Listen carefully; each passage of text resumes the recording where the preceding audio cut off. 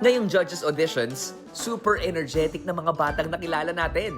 Kaya naman, ginutom ako sa kakatrabaho.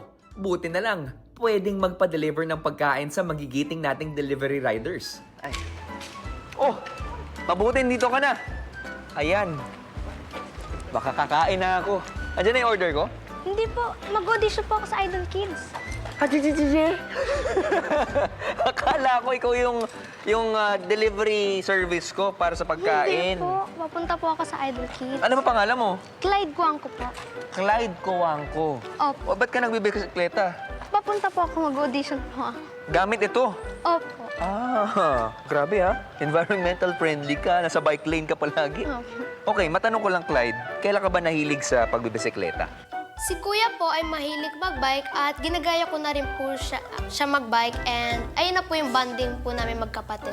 Kasama ko po din po yung mga aking family and dinadala po nila kami sa malawak na lugar and nagbabike po kami. May mga trail din kayo na pinupuntahan? Opo. Ang sarap naman. Well, ito, medyo late ka na yata sa audition mo. Mabuti pa mauna ka na magbike ka na dun, susunod na lang ako. Sige po. Okay? See you, Clyde. Bye-bye High five. po. Salamat. Ano yung pagkain ko?